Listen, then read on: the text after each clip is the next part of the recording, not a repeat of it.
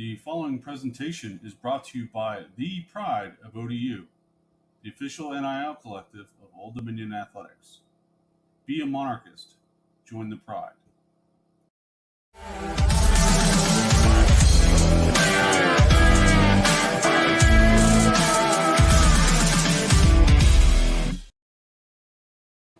Monarch Nation, this Thursday at 7 p.m. at the Castle, ODU faces off with Georgia Southern for first place in the Sun Belt East. This game day will have flyovers, the all-veteran jump team delivering the game ball, and a halftime drone show thanks to it being Military Appreciation Week. This game is a big one for ODU and will be aired nationally on ESPN2. So we had to do something a little different to acknowledge the magnitude of it all. And what better way to do that than with our very special guest, Danny Reed. Danny is the director of broadcasting for Georgia Southern, which is a very corporate way of saying he's the voice of the Eagles. He handles play-by-play for baseball, hoops, and football, and hosts a weekly radio show / podcast called Inside Georgia Southern. Now, with all that being said, welcome back to the show, Danny. How's it going? Oh, Mike, I appreciate you guys having me. Got to catch up during last basketball season up at Chartway, and thankfully that one went pretty well for Georgia Southern after the year before didn't. And then you kind of got the Eagles pretty good during baseball season, so I guess we have a little bit of revenge to get. Yeah, and we got you down there in football last year. Well, I appreciate you bringing that up too. That's awfully nice of you. All right, so it's year 3 for Coach Helton. What has the identity he's established at Georgia Southern been for the program? It's come down to 3 main things: toughness, discipline, united. They put it on T-shirts. It's been the hallmark of trying to achieve what he called the platinum standard in his introductory press conference. And the first 2 years, 3-1 in non-conference, and it seemed like things were there, but then massive fades down the stretch. In 2022, you had 15 season-ending injuries. The defense couldn't stop anybody down the stretch. The only win was that double overtime against App State that got the Eagles to bowl eligibility. And then last year, nothing went right over the final 5 games of the season. Way too many turnovers. And again, it was defensive struggles. Got to a bowl game because they were 6-2. But never really stayed the course after beating Georgia State on a Thursday night in late October, which sounds eerily familiar to the situation that the Eagles are about to go in now. But it just feels different, where the first 2 years, the overhaul of the offense led to a lot of gaudy numbers in terms of passing and tempo. Team's still running about 70 plays per game, but this feels a lot more like a Georgia Southern culture team than those first 2 did. It's a very workmanlike approach where these guys, these players, these coaches, they're all bought into each other. And you've seen that more so the last 2 weeks than at any other point through the season. So it's clear that they've been building from the beginning. But to come back from 3 scores down with just 6 minutes left against Marshall to win that game in one of the most dramatic games in the history of the program, and last weekend to take down James Madison on homecoming despite being -4 in turnovers, they just had a mentality that they were going to do what they were going to do. They pressured the quarterback. They had 6 sacks and 9 tackles for loss. They got the ground game going. And it has been really fun to watch this 3-year project continue to click into place. It's been predicated on getting high school players from the state of Georgia. They've had 61 signees from Georgia high schools. Nobody else in the state is anywhere close to that. They've used the transfer portal in certain spots. They've not been reliant on the transfer portal. And you've got veterans that are performing as well, if not better, than they ever have. Last 3 weeks, Jalen White's gone over 100 yards twice. He's dealt with some injuries here and there, and Coach Helton addressed how slow his start to the season was, but he looks fabulous. O.J. Arnold didn't play last week, but he has looked really good. David Benega has been excellent since conference play started. And this defense continues to improve week by week. And the 5 wins, they're giving up only 18 points per game. So if that persists, then the hope is that this team is going to get the Eagles back to a conference championship opportunity. All right. So jumped a little bit ahead on me there. All right. Coming into the season, I mean, you guys were 6-7 last year. You had that tough finish you talked about, losing 5 straight to end the season. We knew who the favorites were, and the Sun Belt East is just kind of flipped on its head right now. A little bit, yeah. App State was the prohibitive favorite, and they're 0-3. You have JMU, another contender for the favorite. They've now taken their second loss in conference thanks to Georgia Southern. And then Coastal now has 2 losses thanks to JMU. And it's just everything is weird right now in the Sun Belt East. But before the season, I don't think anyone expected either of these teams to be where they're at right now. What were your preseason expectations given where your closeness to the program, and have they changed at all?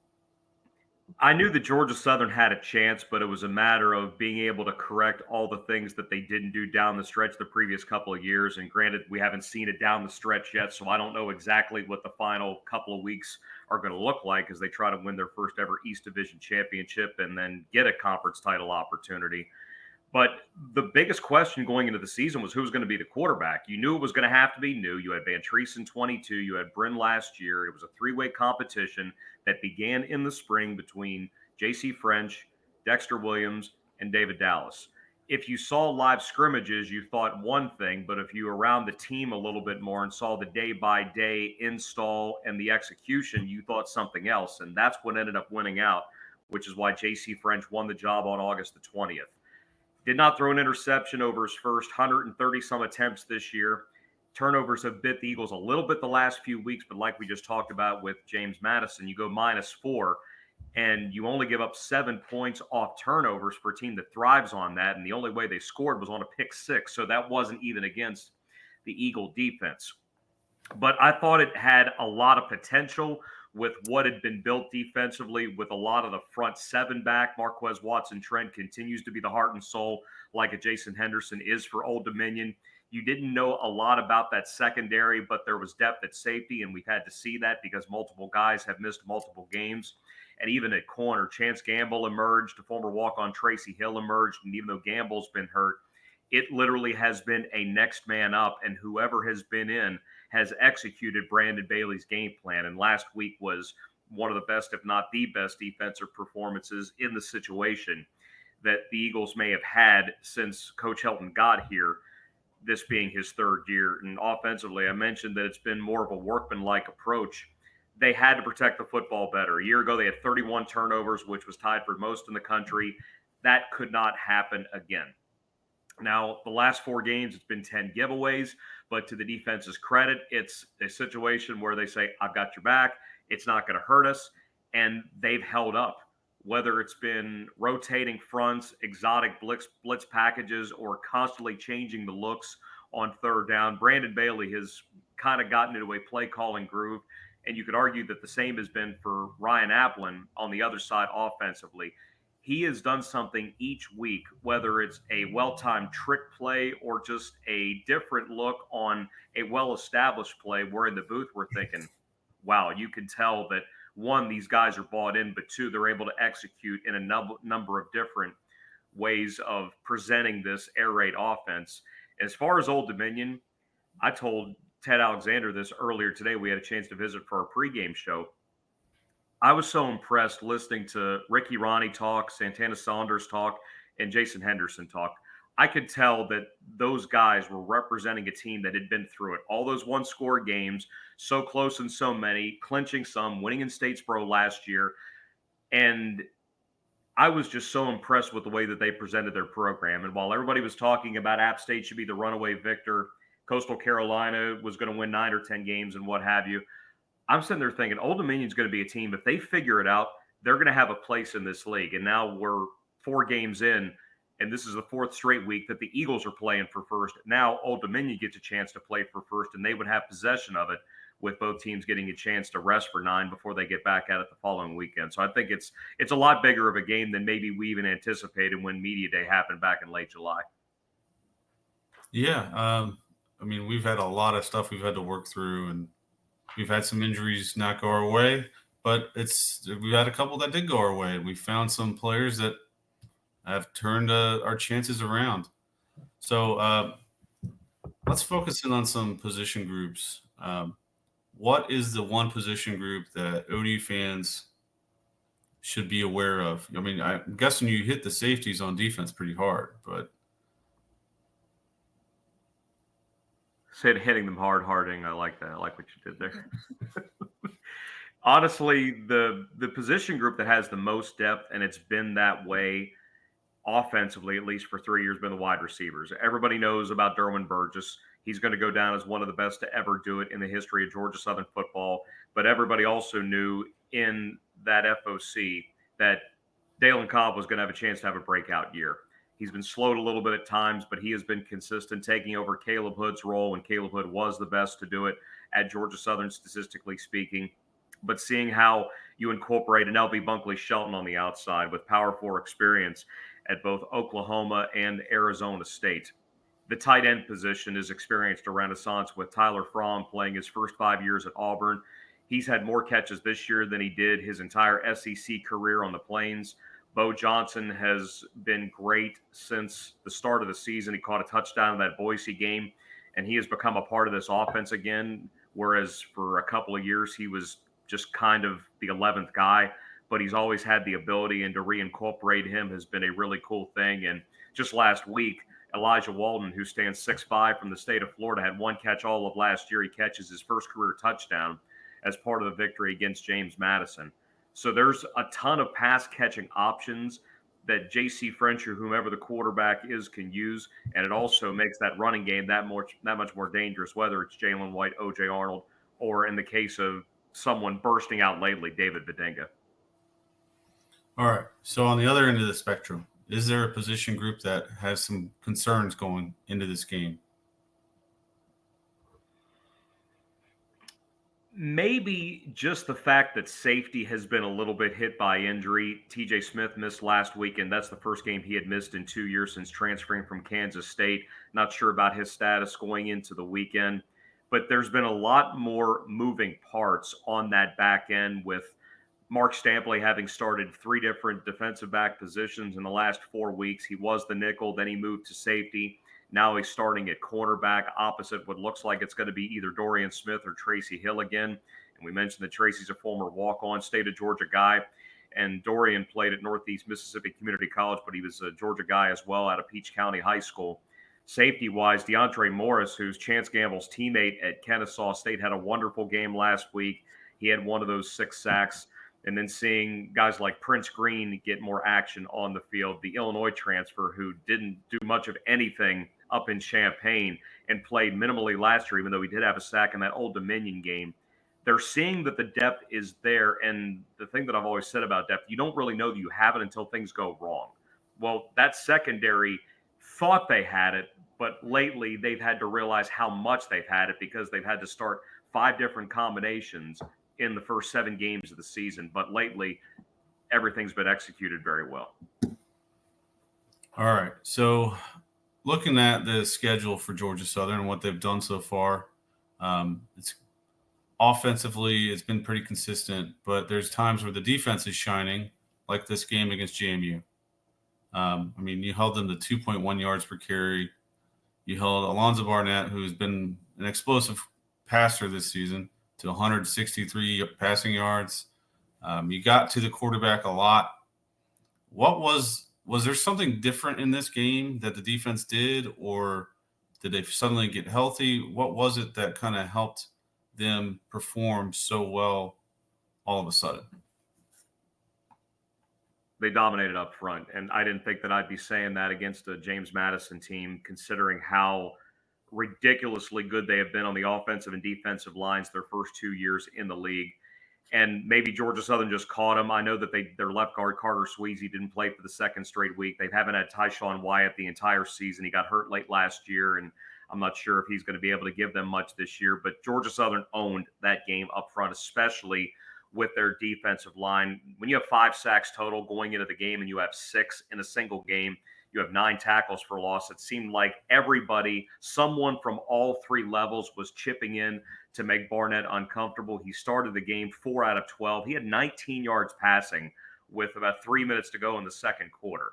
And this was an offense that was number 1 in the league, 39 points per game, but they never got on track, in part because they couldn't take advantage of Georgia Southern's giveaways, but they also never really established that run game.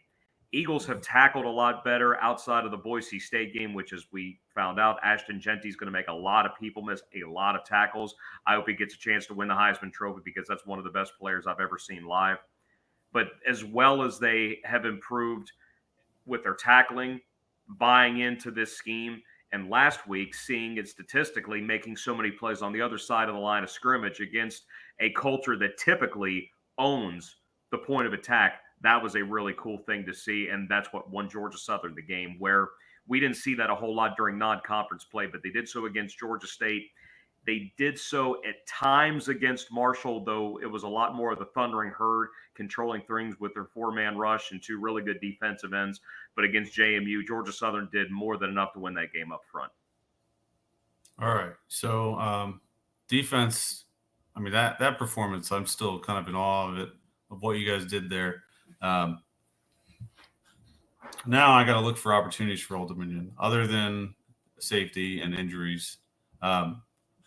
If Old Dominion has a chance in this game, what do they need to? What is the area of the field they need to exploit?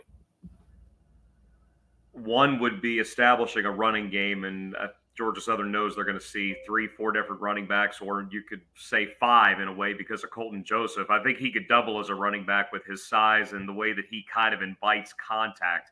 Some of the guys at practice were saying that they'd seen he'd been compared to a Johnny Manziel type. I think he's a little bit bigger than that, but I think speed wise, he surprises you with how quickly he can get to the corner, but also he will run over you if he gets the opportunity. And the Eagles got used to that during the Ole Miss game with the way that Jackson Dart has established who he is as a runner when he's not throwing the ball all over the SEC. So I would think that establishing some kind of ground game would be important, but also the short week is really good for ODU in terms of how confusing that defense can be. And I got to give Blake Seiler a lot of credit because this is a defense that Georgia Southern has not seen since last November. They won't see it again this year. Teams play three-man fronts, but this star package, even though over the years App State has tinkered with it and Arkansas State has tinkered with it, the way that Old Dominion has been using it, especially in conference play, and I talked about this with Ted, it feels like you've got something, but then you try to do it, and then you realize it's not there. So Coach Seiler has this way of forcing you to do something that he wants you to do precisely when you think it's what you should be doing. And the Texas State game, it looked like they didn't have much of a grasp on it. And I think if they would have stuck with the run with Ishmael Mahdi, they would have had a chance to, one, build a lead, but two, potentially win that homecoming game.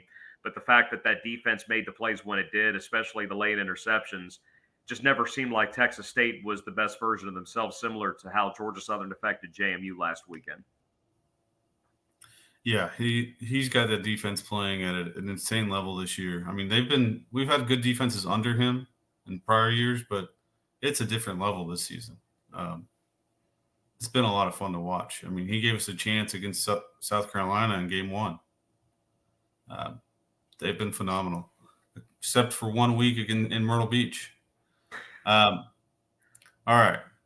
So I'm not expecting – it's a Thursday night. I'm not expecting a big contingent of fans to come for this game, even though you have a great fan base. It's a long distance between Statesboro. It's a work day, all of that. So we usually ask, like, how big of a crowd are you going to bring? But instead of that, since it's kind of unreasonable to expect it, is there something that ODU fans should know about Georgia Southern? If there was one thing, what would it be? Whenever they've been backed against a corner in their history, they come out swinging. They've always embraced this underdog role because of how the program came from nothing.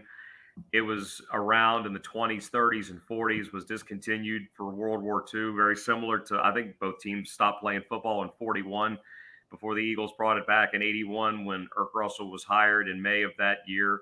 They practiced on tennis courts. They had what he called 136, the most enthusiastic non-athletes he had ever seen. And then 4 years later, they're winning a national championship. You can't write a story like that and expect it to be true. But they kept things simple, and they've always embraced this do more with less. We're in an era now where you have the ability to do more with more. But with Coach Helton, he put it really well. He has said this from the beginning: honor tradition, but fight like hell for innovation.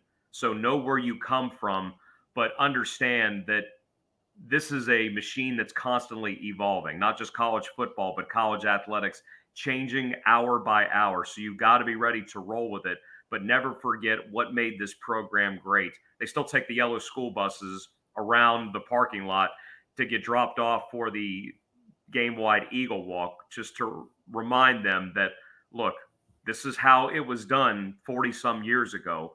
And we want to make sure that we impress this upon you. This is who you're playing for. This is what you represent. And that is at the core of everything this program is about. That's awesome. I will add, we asked around who we should talk to this week. In Funbelt Podcast, when we talked about you, Danny Reed, they said, no, don't interview Danny because he's not baptized in Eagle Creek. I'm not. That is a true statement. But what I am is baptized by our All-American linebacker, Marquez Watson-Trent, for a commercial that was done back in August to promote Schumann Farms, which is the official sweet onion producer of Georgia Southern Athletics. So we'll just say that's I think that's kind of cool. You guys have your own sweet onion promotion. The first game of the season, what they ended up doing, since it was against Boise State, they did sweet onions versus Idaho potatoes. So one of the pregame segments, we had the owner and operator of Schumann Farms with the director of the Idaho Potato Commission. They were so cool to come down. Our property worked with their property, and we got both sides of it. Unfortunately, Boise got the win, but it was an interesting thing to see the big onion outside the tailgate lot with the huge potato. And we'd actually seen the huge potato before when we traveled to Moscow, Idaho back in 2015 to take on Idaho, which was still in the Sun Belt at that time. So our old crew 9 years ago had our picture with the potato. So just getting a chance to see it again was a nice little look back. We also made that trip to Moscow. That was our first FBS win. All right. So closing out, I'm going to let you ask a question. You're coming up to Norfolk to call this game. Do you have any questions about ODU in the Norfolk area before you come up? How are you guys bracing for your first ever Thursday night home game? Well, I mean, we got a lot planned. Problem with our schedule this season. We had Virginia Tech on the schedule. We had ECU. We had JMU. And I believe because of our ticket prices, you couldn't buy single game tickets to those games. So a lot of visiting fans bought season tickets because of where we're at and the proximity to those schools. It just made a lot more sense for their fans to buy season tickets. So I'm a little worried about attendance on Thursday, but Old Dominion has a lot planned to make this a very cool day for ODU fans. I mean, we got a flyover during the Monarch March, which is like the Eagle Walk. We got a drone show going on at halftime, which we've never had before, which I'm pretty excited to see that. Should be pretty cool. And then we have the all-veteran jump team coming to deliver the game ball.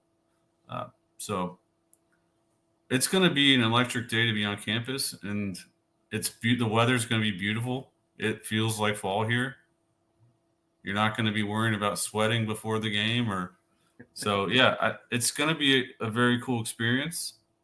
I just hope more fans buy some tickets off of StubHub on that secondary market because that's where they're sitting right now.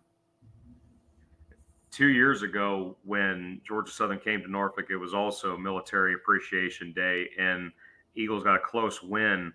And I'm also wondering if this isn't a callback to that to see how much each program has improved, because that was year one under Coach Helton. That was the fifth win. They didn't get their sixth until the end of the season to get to bowl eligibility. And I know for ODU, didn't win a game after that 3-3 start, but now in position to tie for first halfway through. And the Eagles could have a 2-game lead over everybody if they improved to 4-0 on Thursday night. So I think it's a shout back to that, but it's also a glimpse of how good are either of these teams. I think this is a lot bigger of a game than people are giving it credit for. Oh yeah, it's huge for us, especially because we lose this and bowl eligibility becomes even further away from us.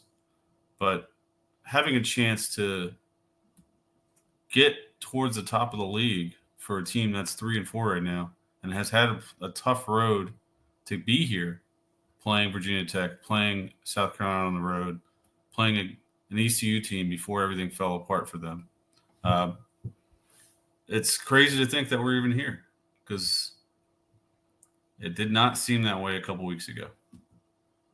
And especially in this league where there are no gimmies, it doesn't matter who you're playing, where you're playing. This league has gotten to a point where it is the best group of 5 football conference. And if you only want to look at last season, to have 12 bowl teams out of 14 teams, it's unheard of.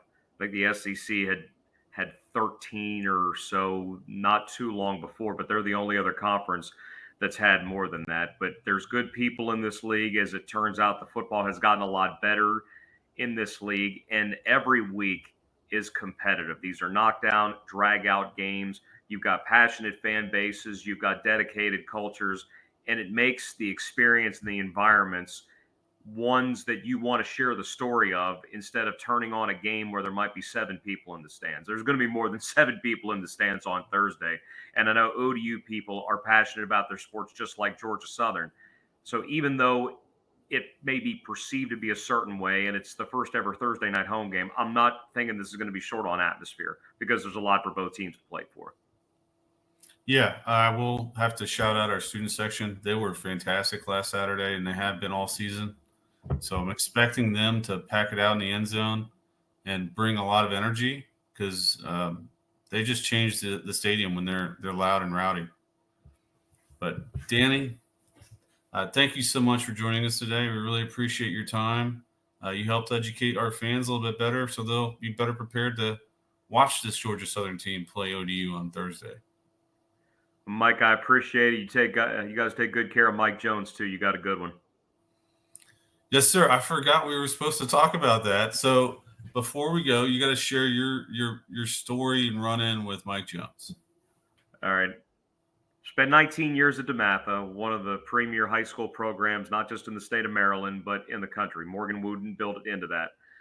They play at the end of every year at a National Catholic tournament in Frostburg, Maryland called the Alhambra Tournament. At least they have. And it's hosted by the school that I went to, Bishop Walsh.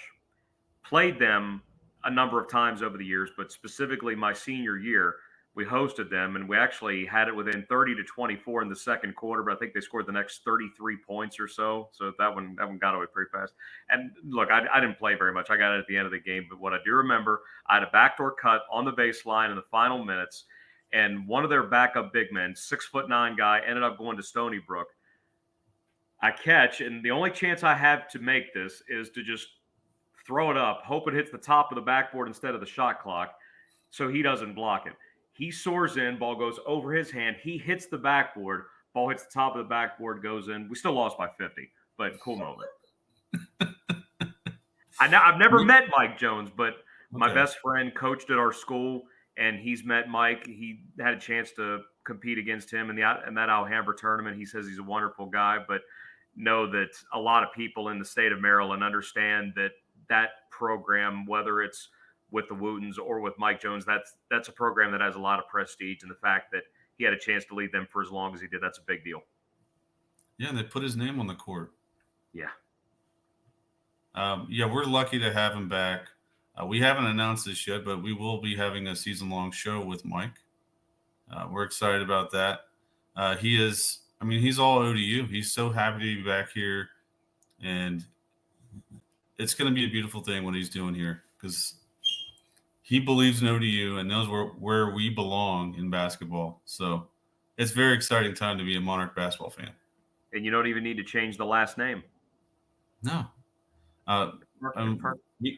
And we got Jones coaching women's basketball too. So if we get them both rolling, Sunbelt basketball will be keeping up with the Joneses.